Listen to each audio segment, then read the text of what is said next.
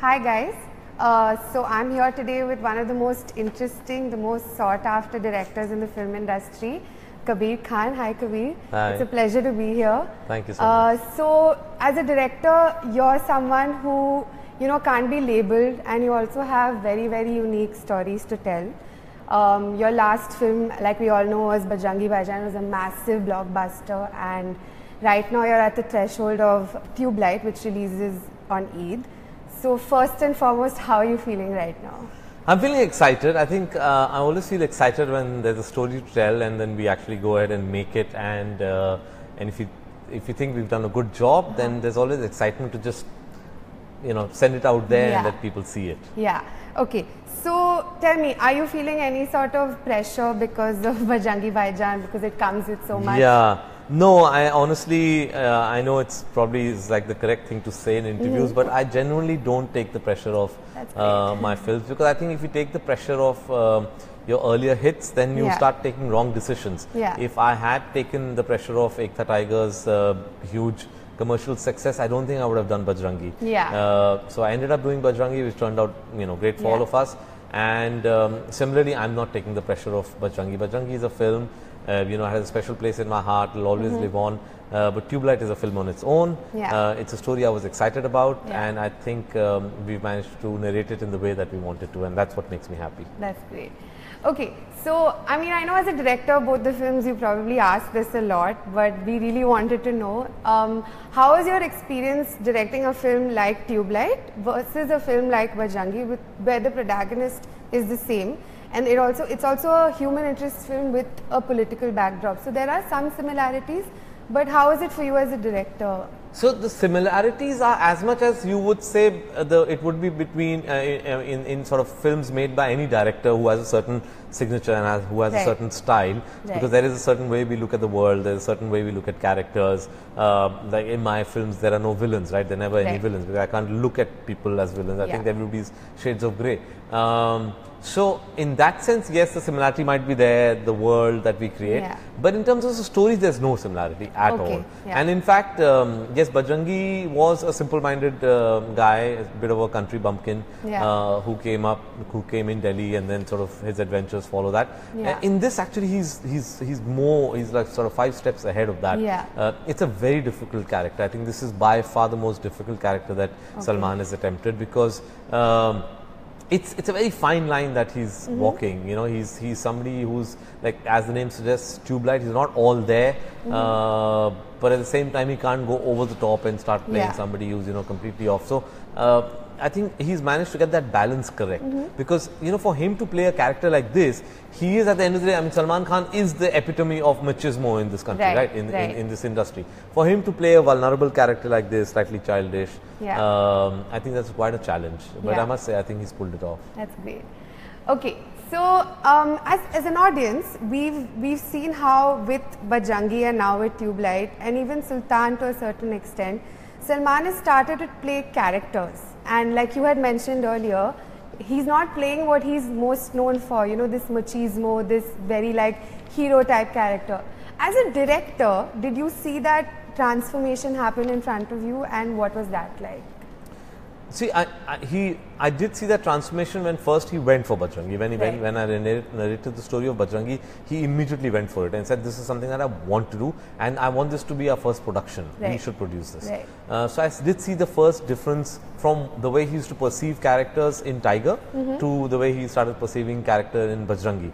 And then I do feel, as somebody who's been close to him and has been observing him, I think also the fact that Bajrangi went on to become his biggest film by miles, in terms of pure commercial success also I think made him realize that the audience, it does not really just want to see him in the stereotype that we've created, bare-chested, action, loud comedy. They loved him as Bajrangi, and I think that gave him the courage to attempt Tubelight, and I think Tubelight, I really feel, will be greatly appreciated. He will be greatly appreciated as an actor.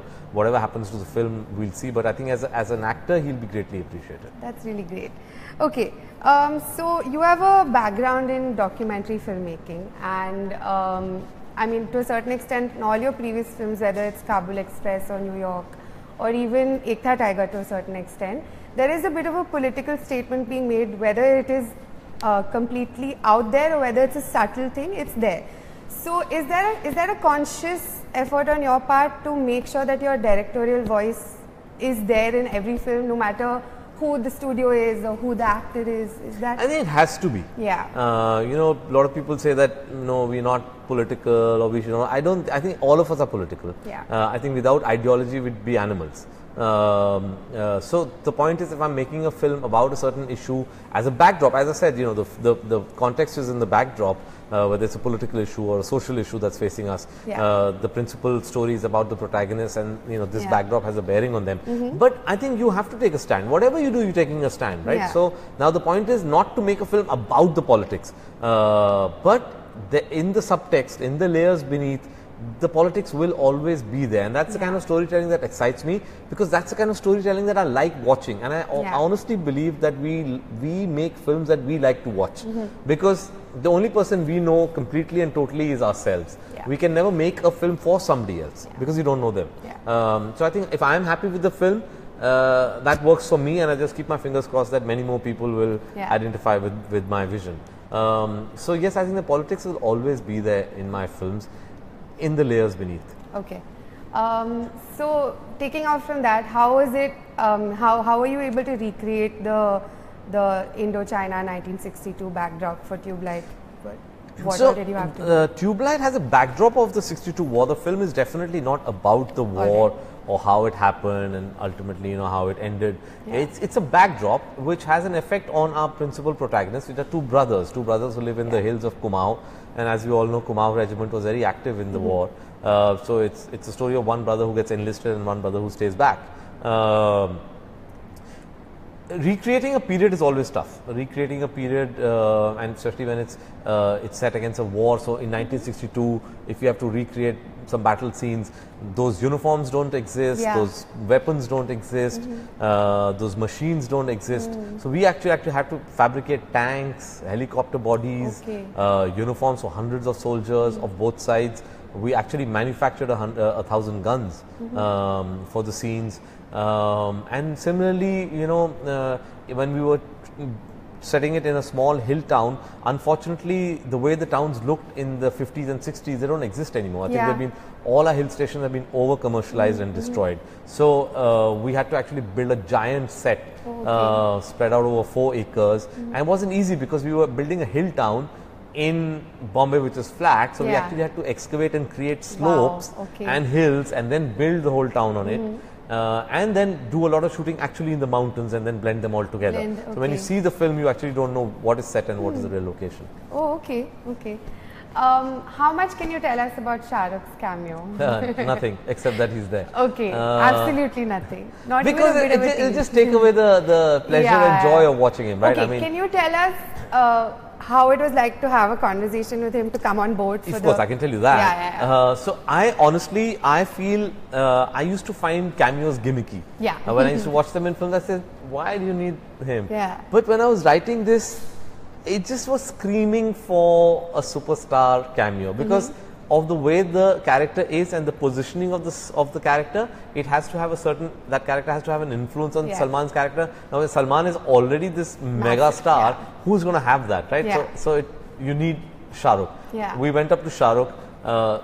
You know, Shah Rukh of course is close to Salman, and Shah Rukh and I go back a very, very long way. We've actually known each other since college. He was my senior in film school. In fact, not too many people know, but I studied from his notes in film school. Gauri was my dancing partner in West Side Story. We did a production called West Side Story. So he was the only person I knew in Bollywood when I landed up here. So I think all those factors combined, when we told him about this cameo, one, he loved the character and instantly agreed to do it. And I'm so glad because it's truly a magical scene. Really? Yeah, and it's a treat I think for the fans to see them together on screen after 20 years. Yeah, that's going to be massive. Yeah.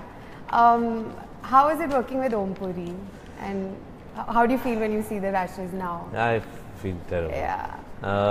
Because I really miss Omji. Omji was somebody who I had a very special relationship with. So Omji was the actor who I offered my first film to. So Kabul Express was I had offered it to Omji for the main principal character of the Taliban, and he loved it, and he said, "I'm definitely doing this film." Unfortunately, he had a back issue, and the doctor asked him not to do the film because our entire film was being shot in the mountains of Afghanistan. It was, as you know, it's a road film. Yeah. So we driving across the mountains. So he said, "You won't be able to handle it. You'll have some problems." So he had to drop out of it. Yeah. But we kept in touch. I would often go to him, chat with him, and when this very special cameo came up in Bajrangi Bhaijaan of this Pakistani Maulana, I said, "Sir, you have to do this." Yeah. He loved the character and he said, "I'm definitely do it." And we shot together in Rajasthan for all of 5 days or 4 days, and he loved the experience. So he said, "Next film, you're going to write a better role for me." Okay. I said, "Done." And in Tubelight, I did manage to do that. I did manage to write a beautiful character for Omji. But unfortunately, it's turned out to be his last. Yeah.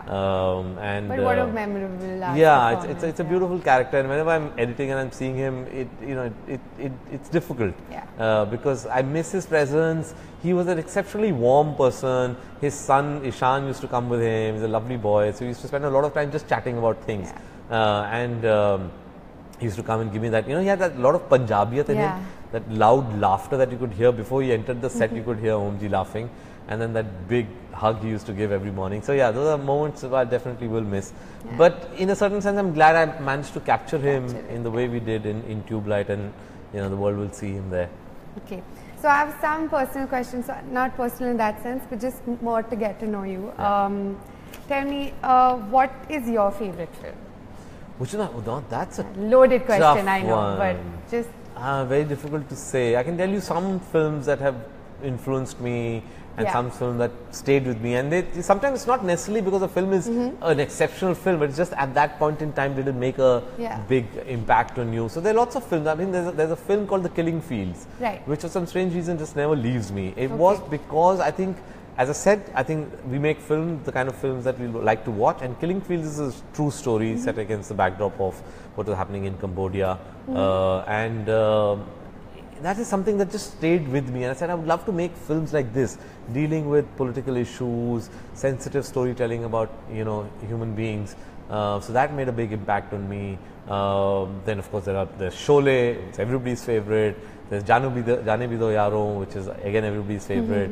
There's a beautiful small film called Masi Saab, so there's so many. In amongst my contemporaries, Raju's Lage Raho Munna Bhai is one of my favorites. So yeah, I think these. What's a film that you go home and unwind to? I don't actually. I strangely don't repeat watch too many films because there's so many films to watch that you rather just get onto the. And I think I end up not watching as much as I want to. I never get that kind of time. There's hundreds of them that I like to watch, but I do catch a film. And now thanks to Amazon, Netflix, HBO, we tend to you get them. So how do you deal with fame? I mean, you don't come from a film family, so how do you fame? Suddenly, right now you're very famous. So how do you deal with that? I don't think much about. I don't take it very seriously. So people recognize you on the street. Yeah, and sometimes I get surprised because I think I don't appear much on television. I don't, apart from when I'm promoting my films, I don't really do much in between. So sometimes I get a little surprised. Not in Bombay. Here I would expect people to know who you are, recognize me. But sometimes when I'm traveling in places which are far off, and I'm imagining that nobody knows me here, and they come up to me and suddenly say, "Aren't you so and so?" That surprises me. But I don't take it seriously, honestly. And I think with directors it's cool because I think okay, we're famous and well known, but it's not intrusive. We get that occasional, let's take a selfie, let's take an autograph, but we don't get mobbed, we don't, we can go to restaurants, I can go walk the streets. So I think it's good. Yeah, it's a good balance. Yeah, it's a good balance, Okay, tell me your favorite Salman Khan film. I mean, for me, I'll tell you, I mean, it's a stupid answer to give, but Bajrangi Bhaijaan is a very special film for me, not only as a filmmaker, because now I've distanced myself from the film. It's one of the few films that I've made that I can watch from any moment in time, and I love Salman in it. So I would say that. Apart from that, I think I really enjoyed Salman in Hum Dil De Chuke Sanam. That's a film that I really enjoyed his performance in. So yeah, probably that's one. Okay, and one last question. What's a recent film that you saw that you wish you had thought of first? Dangal. Okay. Absolutely. That seems to be a bit of a consistent answer with everyone. Yeah, because it's just one of those magical films, right? Like it's again one of those stories that shit, it was lying in front of my nose and I didn't see it. And that's I think a very positive development that's happening now, that we're picking up from our contemporary history, we're picking up from you know recent history and making films, and audiences are enjoying it. I think 10 years ago audiences were not really giving that benefit to true stories. Today I think people give that extra love to a film that's a true story. That's good. That's a biopic also, which is really absolutely great. Yeah. All right, Kabir, then that's Thank about you. it. Thank you so much. Wow, it was lovely talking to you. Guys, Tubelight releases on 23rd of June. So make sure you catch that in theatres, and we'll see you soon. Thank you.